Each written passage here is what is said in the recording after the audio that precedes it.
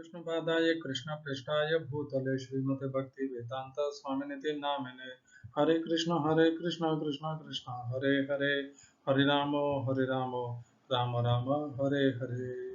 श्रील ऐसी भक्ति वेदांत स्वामी प्रभुपाद की जय। आचार्य महात्मा गांधी जी की जय। हरे कृष्णा। भगवद गीता 2020 में आपका स्वागत है। आज की श्लोक संख्या 12वें अध्याय का 18वां श्लोक है। बहुत लंबे अंतराल के बाद पुनः भगवद गीता 2020 प्रारंभ हो रही है। जो बीच में व्यवधान रहे उसके लिए क्षमा चाहता हूँ, और अब की बार इच्छा है कि 18वें अध्याय तक ये पूरी समाप्त हो जाए। ये जो अंतराल रहा, इसमें अंतर्मुख होकर के सोचने का अवसर मिला। सोच करके ये देखा कि पहले के जो 12 अध्याय हैं उनमें एक कमी अवश्य रह गई है, और वह त्रुटि यह है कि दूसरों के गीता के तात्पर्य पर उनका खंडन करना या उनके विरोध में टीका करना ये अनुचित था। वे सब दिव्य और भगवान के प्रिय हैं, तो और उन्होंने जो भी अपना तात्पर्य लिखा वह अपनी इच्छा, अपनी स्वतंत्रता और अपनी समझ से लिखा और कहा, और उन महान भक्तों के तात्पर्य को खंडित करने का ना तो मेरा कोई सामर्थ्य है, न योग्यता है। मेरा योगदान यदि कुछ हो सकता है भगवान की कृपा से, तो वह इतना ही हो सकता है जो इस समय मुझे सही प्रतीत हो रहा है या समझ में आ रहा है, वह आपके समक्ष प्रस्तुत कर दूं, और आप ही निर्णय करें कि क्या सही है और क्या उचित है और क्या अनुचित है, क्या स्वीकार करने योग्य है और क्या त्यागने योग्य है। तो इसी प्रकार की भावना को आगे लेकर के अब आने वाले शेष 6 अध्यायों के ऊपर इसी प्रकार चर्चा होगी। पहले की हुई त्रुटि को सुधारा भी जाएगा, और पुनः वह त्रुटि न हो उसके लिए विशेष नियंत्रण रखा जाएगा। हरे कृष्णा। आज की श्लोक संख्या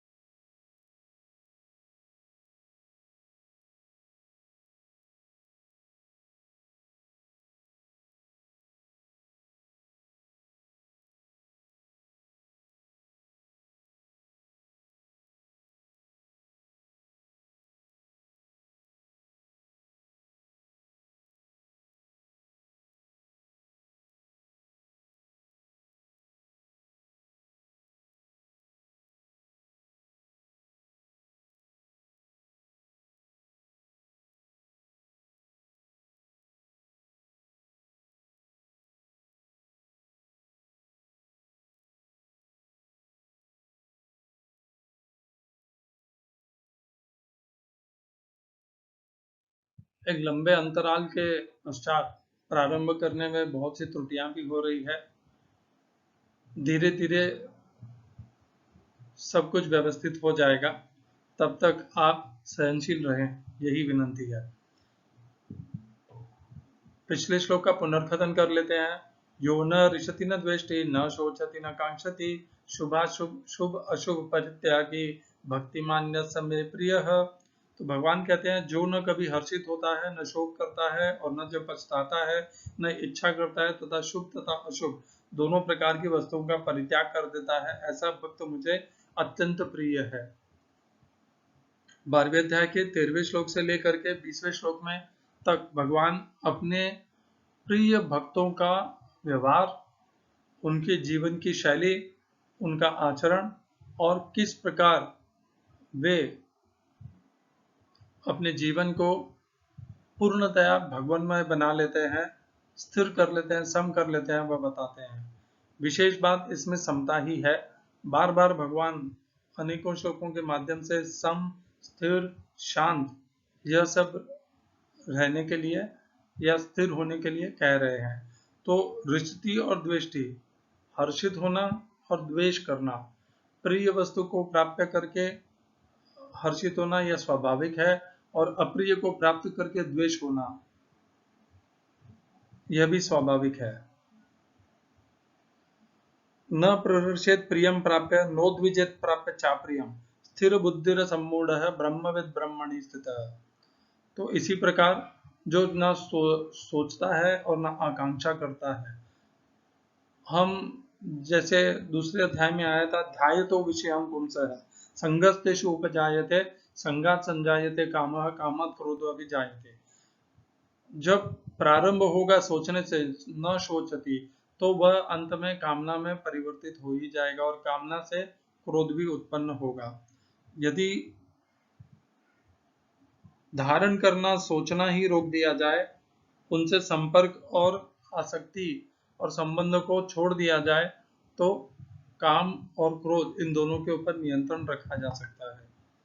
शुभ और अशुभ परित्यागी, जन्माष्टमी बहुत शुभ है, राधा अष्टमी बहुत शुभ है और बाकी के दिन अशुभ हैं, इस प्रकार की मान्यता मानता हूं कि वे शुभ होते हैं, अच्छे दिन हैं, किंतु सदैव शुभ और अशुभ के चक्र में पड़े रह करके अपने आप को कुंठित करते रहना और जो अवसर भगवान ने भक्ति में प्रदान किए हैं उनको शुभ और अशुभ के बंधन में बांध करके अशुभ का त्याग करना और शुभ को शुभ के समय पे ग्रहण करना, इस प्रकार का यह जो आचरण है यह एक भक्त को शोभा नहीं देता। भक्त तो इन दोनों को त्याग करके, जैसे भगवान ने पहले भी कहा था 7वें अध्याय में, भगवान कहते हैं, तो भगवान 7वें नहीं 8वें अध्याय में कहते हैं अंतिम श्लोक में 28वें श्लोक में, वेदेषु यज्ञेषु तपस्सु चैव दानेषु यत् पुण्य फलम प्रदिष्टम अत्येति तत्सर्वम् इदं विदित्वा योगी परमं स्थानम उपैति चाद्यम। तो भगवान कहते हैं वेद में जो लिखा है, तप के लिए जो वर्णित है, वेदेषु यज्ञेषु यज्ञ के लिए जो वर्णित है, तपस्सु चैव और दान से जो प्राप्त होता है, इन सब में वह योगी, इनसे जो भी पुण्य फल प्राप्त होते हैं इसके प्रति वह आकर्षित नहीं होता है, इन सबको व्यर्थ जानता है। इसी प्रकार शुभ और अशुभ से जो कुछ भी प्राप्त होने वाला है इनको भी वह व्यर्थ जानता है और व्यर्थ जान करके जो भी समय, नक्षत्र और समकालीन है उसे भगवान का दिया हुआ कृपा मानकर, भगवान की दी हुई कृपा मानकर स्वीकार करता है, शुभ और अशुभ के फेरे में नहीं पड़ता है। ऐसे भक्त भगवान को अत्यंत प्रिय है। आज की श्लोक संख्या, आज हम 2 श्लोक एक ही साथ करेंगे, 12वें अध्याय का 18वां और 19वां। ये दोनों श्लोक एक दूसरे से संबंधित है, कैसे हम ये चर्चा में पता कर लेंगे। समशत्रौ च मित्रे च तथा मान अपमानयोः शीतोष्ण सुख दुःखेषु समसंग विवर्जितः तुल्य निंदास्तुतिर्मौनिः संतुष्टो येन केनचित् अनिकेतस्थिरमतिः भक्तिमान में प्रियो नरः। तो इसका हिंदी अनुवाद गीता यथारूप श्रील प्रभुपाद के द्वारा, जो मित्रों तथा शत्रुओं के लिए समान है, जो मान तथा अपमान, शीत तथा गर्मी, सुख तथा दुख, यश तथा अपयश में संभाव रखता है, जो दूषित संगति से सदैव मुक्त रहता है, जो सदैव मौन और किसी भी वस्तु से संतुष्ट रहता है, जो किसी प्रकार के घर बार की परवाह नहीं करता, जो ज्ञान में दृढ़ है और जो भक्ति में संलग्न है, ऐसा पुरुष मुझे अत्यंत प्रिय है। English translation Gita as it is Swami Prabhupada. One who is equal to friends and enemies, who is equipoised in honor and dishonor, heat and cold, happiness and distress, fame and infamy, who is always free from contamination, always silent and satisfied with anything, who doesn't crave for any residence, who is fixed in knowledge and in devotional service, is very dear to me. इस श्लोक में प्रयोग किए गए संस्कृत शब्दों के अर्थ हैं। पहले हम चर्चा करेंगे 18वें श्लोक के शब्दों का और फिर 19वें श्लोक के। तो 18वें में सबसे प्रारंभ में आता है समः अर्थात समान, शत्रः अर्थात शत्रु में, मित्रे च तथा, मित्रे मित्र में, तथा भी च तथा और भी उसी प्रकार, मान सम्मान, अपमान अपमान में, शीत अर्थात जाड़ा, उष्ण अर्थात गर्मी, सुख अर्थात सुख, दुखेशु अर्थात तथा दुख में, समः समभाव, विवर्जित संग विवर्जित समस्त संगति से मुक्त। यह है 18वें श्लोक के में प्रयोग किए गए संस्कृत शब्दों के अर्थ। अब 19वें श्लोक के संस्कृत शब्दों के अर्थ देखते हैं। तुल्य, तुल्य अर्थात समान, निंदा अर्थात अपयश, स्तुति ही अर्थात यश, मौनी ही मौन, संतुष्ट संतुष्ट, येन जिस तरह भी, जिस प्रकार भी, केनचित जिस किसी तरह, येन केनचित, येन केन प्रकारेण कहते हैं ना, येन केनचित जिस किसी भी प्रकार से, अनिकेतः बिना घर बार के, स्थिर मति ही स्थिर अर्थात दृढ़, अविचलित, मति ही अर्थात संकल्प, बुद्धि, मन, भक्ति ही भक्तिमान, भक्ति में रत, भक्ति में पूर्णतया समाये हुए, मैं मुझे, मेरा, प्रिय प्रिय नर अर्थात मनुष्य।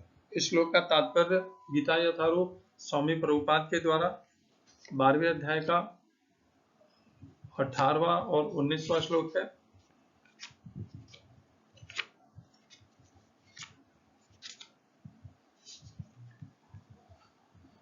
अठारहवें श्लोक में है, जो शुद्ध भक्त भौतिक लाभ से न तो हर्षित होता है और न हानि से दुखी होता है। वह पुत्र या शिष्य की प्राप्ति के लिए न तो उत्सुक रहता है और न ही उनके न मिलने पर दुखी होता है। वह अपनी किसी प्रिय वस्तु के खो जाने पर उसके लिए पछताता नहीं।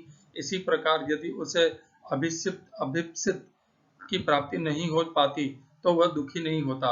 वह समस्त प्रकार के शुभ, अशुभ तथा पाप कर्मों से सदैव परे रहता है। वह परमेश्वर की प्रसन्नता के लिए बड़ी से बड़ी विपत्ति से सहने को तैयार रहता है। भक्ति के पालन में उसके लिए कुछ भी बाधक नहीं बनता। ऐसा भक्त कृष्ण को अतिशय प्रिय होता है। ये 17वें अध्याय श्लोक का तात्पर्य था। 18वें और 19वें का है, भक्त सदैव कुसंगति से दूर रहता है।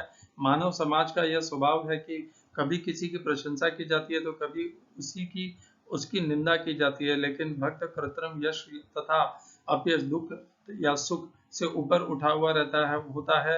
वह अत्यंत धैर्यवान होता है। वह कृष्ण कथा के अतिरिक्त कुछ भी नहीं बोलता, अतः उसे मौनी कहा जाता है। मौनी का अर्थ यह नहीं कि वह बोले नहीं, अपितु यह कि वह अनर्गल आलाप न करे। मनुष्य को आवश्यकता पर बोलना चाहिए और भक्त के लिए सर्वाधिक अनिवार्य वाणी तो भगवान के लिए बोलना है। भक्त समस्त परिस्थितियों में सुखी रहता है। कभी उसे स्वादिष्ट भोजन मिलता है तो कभी नहीं, किंतु वह संतुष्ट रहता है। वह आवास की सुविधा की चिंता नहीं करता। वह कभी पेड़ के नीचे रह सकता है तो कभी अत्यंत उच्च प्रसाद में, किंतु वह इनमें से किसी के प्रति आसक्त नहीं रहता। वह स्थिर कहलाता है क्योंकि वह अपने संकल्प तथा ज्ञान में दृढ़ होता है। भले ही भक्त के लक्षणों की कुछ पुनरावृत्ति हुई हो, लेकिन वह यह इस बात पर बल देने के लिए है कि भक्त को ये सारे गुण अर्जित करने चाहिए। सद्गुणों के बिना कोई शुद्ध भक्त नहीं बन सकता। हरा भक्तस्य कुतो महद गुणाः।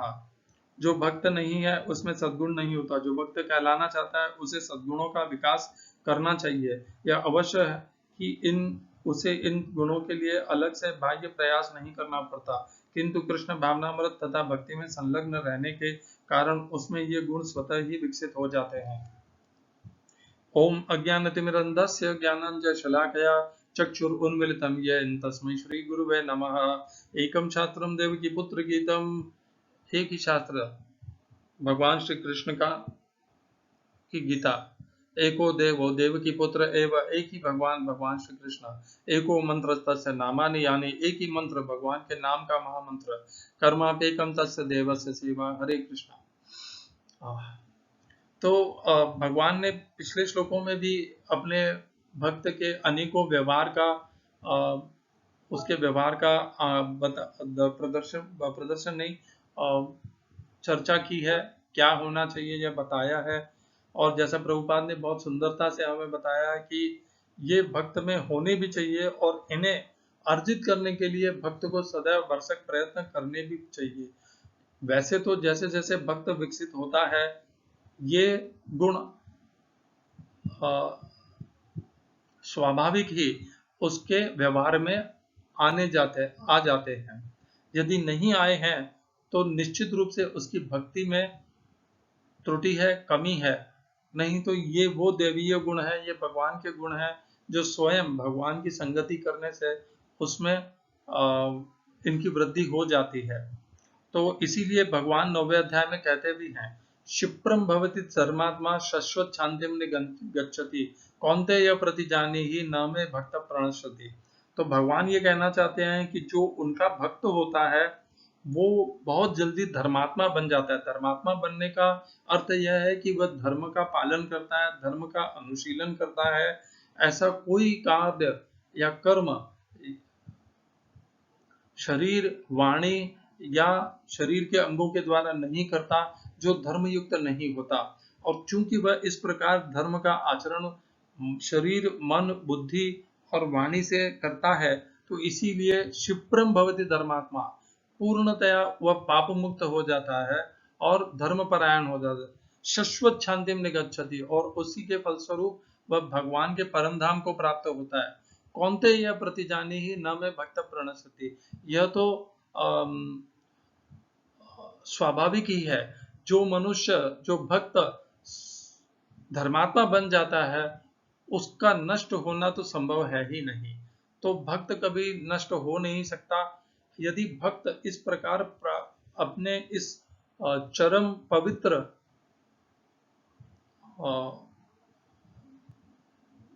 उच्च कोटि के व्यवहार को प्राप्त अभी नहीं भी हुआ है तो उसके लिए 6ठे अध्याय में जिस प्रकार अर्जुन ने पूछा था कि यदि कोई इस मार्ग पे चला है और यदि वह पूर्णतया शुद्ध नहीं हो पाया तो उसका क्या हश्र होता है, तो वही लागू पड़ जाता है कि वह पुनः जन्म लेता है या तो योगियों के या धनवानों के घर में, और वहां पर पुनः उसी भगवान की बुद्धि योग को प्राप्त करके भक्ति में लगता है और पुनः पूर्णतया संशुद्ध ही हो करके अंत में भगवान को प्राप्त करता है।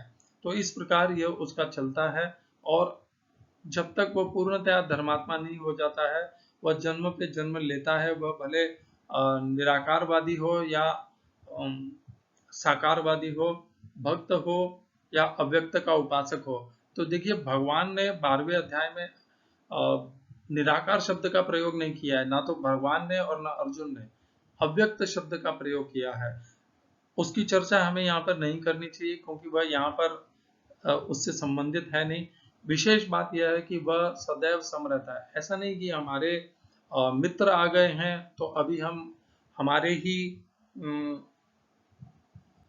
संप्रदाय के आ गए हैं जिनका विचार हमारे से मिलता है तो उनके साथ तो हम सम है, और यदि कोई हमारे विपरीत संप्रदाय के मिल गए तो उनके साथ हम शत्रु जैसा व्यवहार करें, ये नहीं हो सकता। तो यदि आप भक्त हैं और आपको अव्यक्त के उपासक मिल जाए तो आप इस प्रकार का व्यवहार मत कीजिए क्योंकि ये भक्त को शोभा नहीं देते।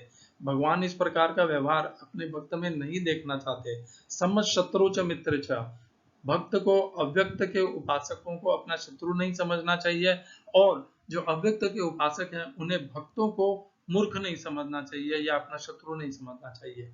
ये शत्रुता, मित्रता, ये सब शरीर से संबंध है। अध्यात्म में, भगवान की भक्ति में ये सब गौण और व्यर्थ हैं एकदम। ये तो मार्ग के वह कांटे हैं जिनको शूल हैं, ये जिनको निकाल फेंकना चाहिए और कभी किसी की निंदा नहीं करनी चाहिए। हमारी कोई निंदा करे तो हमें सम रहना चाहिए, और दूसरे की निंदा तो कभी करनी ही नहीं चाहिए। यदि दूसरे में हमें कोई निंदनीय अपराध दिखता है व्यवहार में, तो हमें उस व्यवहार को अपने भीतर से हटाना है। उसे केवल प्रेम से उसे कह सकते हैं, उसकी निंदा नहीं कर सकते। उसे भी अकेले में यदि हम उसका कल्याण करना चाहें तो कहें, और नहीं तो मौन रहना ही सबसे श्रेष्ठ है। क्योंकि अंततः भगवान जो उसके अंतःकरण में उपस्थित हैं, वे समय आने पर उसे सही और गलत, धर्म और अधर्म का पाठ पढ़ा ही देंगे, अध्ययन करवा ही देंगे। तब तक हो सकता है हमारा कहा हुआ उसे उचित नहीं भी लगे। तो समझ शत्रु च मित्र च, मान और अपमान, यदि कोई हमारा मान करे या अपमान करे, दोनों में ही सम रहना चाहिए। आपके विचार को, आपने जिस प्रकार भगवत गीता का अध्ययन किया है, कोई यदि उसे उसके विपरीत मत रखता है तो उससे, और वह आपके मत की निंदा करता है, तो उससे अपमानित नहीं अपने आप को समझना चाहिए। मत भिन्न हो सकते हैं, मत की भिन्नता से कभी भी अम, मान और अपमान को संबंधित नहीं करना चाहिए। ये आवश्यक नहीं कि यदि कोई व्यक्ति आपके मत का स्वीकार नहीं करता तो वह आपका अपमान कर रहा है, ऐसा कोई संबंध हमें मन से भी नहीं और बुद्धि से नहीं जोड़ना चाहिए। यह उसकी स्वतंत्रता है कि वह हमारा मत स्वीकार करे या न करे। उसे अपने मान का विषय नहीं बनाना है कि यदि इसने मेरे मत को स्वीकार नहीं किया तो इसने मुझे मेरा अपमान कर दिया। इस प्रकार संबंधों को नहीं जोड़ना चाहिए। स्वतंत्रता दीजिए कि जो जैसा सोच रहा है उसके लिए वही कल्याणकारी है, और अंततोगत्वा भगवान सबके हृदय में विराजमान है, और वे उसे योग्य समय पर सही मार्ग, सही ज्ञान प्रदान कर ही देंगे। शीतोष्ण सुख दुखेषु, सर्दी गर्मी और सुख दुख, ये सब द्वंद्व हैं, और ये द्वंद्व इस संसार में सदैव रहेंगे। और इन द्वंद्वों को, ये पहले भी थे, आज भी हैं और भविष्य में भी रहेंगे। और सुख दुख आने हैं, जाने हैं। बाह्य स्पर्शेषु असक्तात्मा विन्दत आत्मनि यत् सुखम, जब तक हम बाहर के सुख दुख से प्रभावित होंगे और उनमें रुचि लेंगे, तब तक हम भीतर में जो हमारे भगवान का आनंद है उसका आस्वादन कभी नहीं कर पाएंगे। यदि भगवान के भक्ति का, भगवान के रुचि का, भगवान के प्रेम का आस्वादन करना है, तो सर्वप्रथम बाहर के सुख और दुख में रस लेना, आनंदित होना और उनकी चेष्टा करना, इसको रोकना पड़ेगा। तभी जाकर के भगवान के प्रेम को हम उसे अपने भीतर उसकी अनुभूति कर पाएंगे और उसे प्राप्त कर पाएंगे। समझ संग विवर्जित है, हम संग बहुत करते हैं। ये में जो भी हमें मिलता है, जो भी हमें आकर्षित करता है, वह सुख देने वाला हो तो तो हम उससे संग कर लेते हैं, और दुख देने वाला तो उससे दूर कर लेते हैं। और मित्र, पत्र, पत्नी, पुत्र, घर, व्यापार, इन सब से हम संग और आसक्त कर लेते हैं। इन सब से संग विवर्जित होना चाहिए। इन सब में रहते हुए भी इनके प्रति आकर्षित नहीं होना, आसक्त नहीं होना, यह संग विवर्जित होता है। इस प्रकार का व्यवहार एक भक्त में सदैव होना चाहिए, कुछ समय के लिए नहीं, प्रारंभ से लेके अंत में यही व्यवहार होना चाहिए। संग विवर्जित है, इन सब में रहना है, ये इनको त्यागना नहीं है। इनको त्याग करके तो कोई भी मनुष्य अपना वर्चस्व बोल कह सकता है कि मैं महान हूँ, शक्तिशाली हूँ, प्रतिभाशाली हूँ।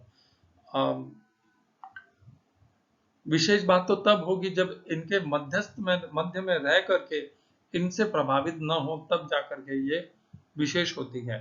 तुल्य निंदा स्तुतिर मौने ही, कोई हमारी निंदा करे या हमारी स्तुति करे, हमारे मत को स्वीकार करे या उसको छिन्न भिन्न कर दे, इन सब में हमें सम रहना है। हमारे विचारों को कोई मान दे या हमारे विचारों को तुच्छ और व्यर्थ माने, दोनों में हमें सम रहना है। हमारी किए हुए कार्य से कोई संतुष्ट हो या उसकी निंदा करे, हमें सम रहना है। और फिर भी दक्षता से और पूर्ण समता से सबके कल्याण के हेतु कर्म भी करने हैं, कार्य भी करने हैं और वाणी भी बोलनी है। कभी भी दूसरे की निंदा से प्रभावित हो करके क्लेशपूर्ण द्वेषपूर्ण वाक्य नहीं बोलने चाहिए। भगवान पहले भी अनेकों बार इस प्रकार के श्लोक ये द्वंद्वों का बोल चुके हैं और मौन रहना चाहिए, व्यर्थ का प्रलपन नहीं करना चाहिए। राजनीतिक विषयों के ऊपर चर्चा करने से कुछ भी लाभ नहीं होता है, वे हमें केवल पथभ्रष्ट करती हैं। संतुष्ट हो, मैंने देखा सबके भक्तों के भी राजनीतिक विचार भिन्न भिन्न होते हैं और भक्त राजनीतिक विचारों के कारण भी एक दूसरे के प्रति शत्रु और मित्र जैसा व्यवहार करने लग जा सकते हैं। अरे ये तो भक्त होते हुए भी कांग्रेसी है, ये तो भक्त होते हुए भी बीजेपी वाला है, इस प्रकार हिंदू विरोधी है या मुस्लिम विरोधी है, इस प्रकार मानते हुए भक्त एक दूसरे से शत्रुता मित्रता करने लग जाते हैं। संतुष्ट हो ये न कि जो कुछ भी भगवान दे, ये जो कुछ भी ये द्वंद्व आए हैं कि शत्रु के से मिलन हो, मित्र से मिलन हो, मान प्राप्त हो, अपमान प्राप्त हो, शीत उष्ण सुख दुख निंदा स्तुति ही जो कुछ भी प्राप्त हो, इन सब में सदैव संतुष्ट रहना है, अविचलित रहना है, सम रहना है, अपरिवर्तनशील रहना है। इन्हें भगवान का दिया हुआ प्रसाद मान करके स्वीकार करना है और स्वीकार करके भगवान को धन्यवाद भी देना है कि आपने ये जो कुछ भी किया मेरे कल्याण के हेतु किया, मेरे अंदर सहनशीलता को की वृद्धि करने के लिए किया। इस प्रकार जो कुछ भी प्राप्त हो जाए उसमें संतुष्ट रहना है। अनिकेत, अनिकेत शब्द का अर्थ है बिना घर बार के, अर्थात अपने हम कैसे अपना घर बना लेते हैं, घर में सुरक्षित अपने आप को सुरक्षित मानते हैं और घर को अपने आराम का साधन मानते हैं, इस प्रकार का नहीं होना चाहिए आचरण। घर बार की आसक्ति से भी मुक्त होना चाहिए और आनंद और सुख की आसक्ति से भी मुक्त होना चाहिए। इसीलिए अनिकेत होना आवश्यक है। स्थिर मति ही, मति सदैव भगवान में स्थिर होनी चाहिए, संसार के विषयों में और भोगने में और संसार की कुछ भी विषय वस्तु को प्राप्त करने में मति नहीं लगनी चाहिए, केवल और केवल भगवान में स्थिर होनी चाहिए। इस प्रकार का यह जो आचरण है, मन बुद्धि है और व्यवहार है, और यह भगवान को अत्यंत प्रिय है। ना तो हम अपने तिलक से, न गेरुए वस्त्र से, न धोती से, न कुर्ते से, इन सब से हम भगवान को आकर्षित नहीं कर पाएंगे। भगवान को तो ये आभूषण चाहिए व्यवहार में। जो भक्त इस प्रकार के दिव्य आभूषणों को अपने व्यवहार में धारण करेगा, वह भगवान का प्रिय बनेगा और भगवान की कृपा का पात्र बनेगा। भगवान उसके विषय में कहेंगे गर्व से कि यह मेरा भक्त है। और इस प्रकार का यदि भक्त बनना है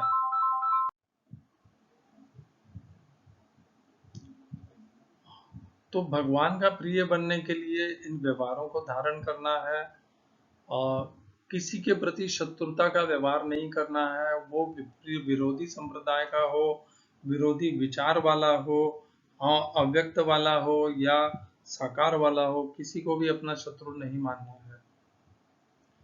तभी हम भगवान के प्रिय बन सकते हैं, अन्यथा हम इस शत्रुता को अपने हृदय में धारण करेंगे तो भगवान को धारण करने के लिए स्थान नहीं रहेगा। भगवान तो हृदय में तभी स्थिर होंगे जब हम इस प्रकार के इस द्वंद्वों से मुक्त रहेंगे। तो ये जो द्वंद्व भगवान ने बताए हैं, इन द्वंद्वों से यहाँ पर तो भगवान ने एक एक द्वंद्व का नाम लेकर के हमें बताया कि भक्त में ये द्वंद्व नहीं होने चाहिए और भक्त को इन समस्त द्वंद्वों में सम रहना चाहिए। लगभग कुछ ऐसा ही भगवान पहले भी हमें बता चुके हैं 7वें अध्याय में। देखिए, येषां त्वन्तगतं पापं जनानां पुण्य कर्मणां ते द्वंद्व मोह निर्मुक्ताः भजन्ते मां दृढ़व्रताः। तो भगवान कहते हैं जैसे जैसे भक्त शुद्ध होता जाता है, उसके भीतर से पाप नष्ट होते जाते हैं और उसके पुण्यों की वृद्धि होती है, पुण्य कर्मों की, तब वह द्वंद्वों से मुक्त होता है। कौन से धर्म? द्वंद्व, यही द्वंद्व, सम शत्रु च मित्र च तथा मान अपमान, ये सब द्वंद्व है। इन सब से वह मुक्त होता है और मुक्त होने से क्या प्राप्त करता है?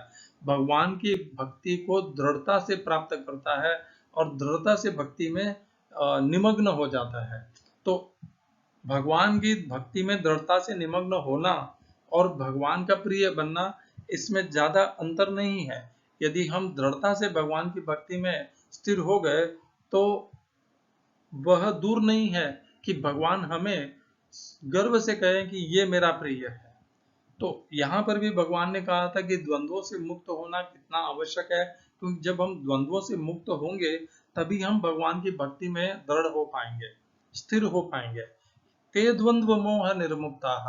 और यहाँ पर भगवान ने बता भी दिया कि जो 12वें अध्याय के 18वें और 19 श्लोक में भगवान ने स्पष्ट बता दिया कि उनका प्रिय तो वही भक्त होगा जो इन प्रकार के द्वंद्वों से और द्वंद्वों के मोह से मुक्त होगा।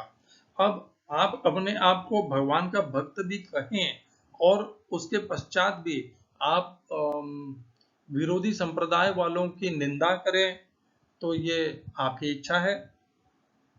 भगवान ने तो इस प्रकार का आचरण अपने भक्तों के लिए नहीं कहा है। आप अव्यक्त के उपासक हैं और आप साकार भक्तों की निंदा करें कि ये मूर्ख हैं, अज्ञानी हैं, अल्पज्ञानी हैं, ये भी उचित नहीं है। आप किसी भी मत, संप्रदाय या संस्था से जुड़े हों, आपको यह अधिकार है ही नहीं कि आप विरोधी या अन्य संप्रदाय, संस्था और मत के प्रति द्वेष रखें और द्वेषपूर्ण शब्द कहें। ये अधिकार और यह स्वतंत्रता आपके पास है नहीं। आपको पूर्णतया सम होना है, तभी आप भगवान के प्रिय भक्त बन सकते हैं। नहीं तो क्या है, आपके जो अनुयायी हैं वे आपको महान कहते रहेंगे और लाखों करोड़ों कहते रहेंगे, किंतु क्या भगवान आपको अपना विशेष भक्त कहेंगे? भगवान को तो लज्जा आएगी कि देखो मेरा भक्त हो करके इस प्रकार का कार्य करता है।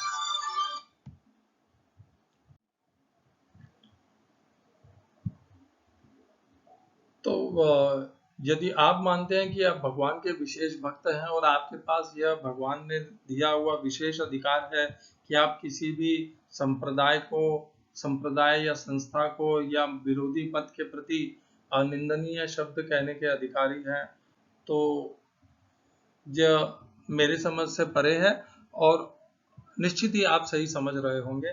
मेरे समझ में तो यही है जो भगवद गीता में लिखा है कि निंदा किसी की भी नहीं करनी है और स्वयं की निंदा होती हो तो शांत मन से सुनते रहना है और कोई भी प्रतिक्रिया नहीं करनी है। हरे कृष्णा।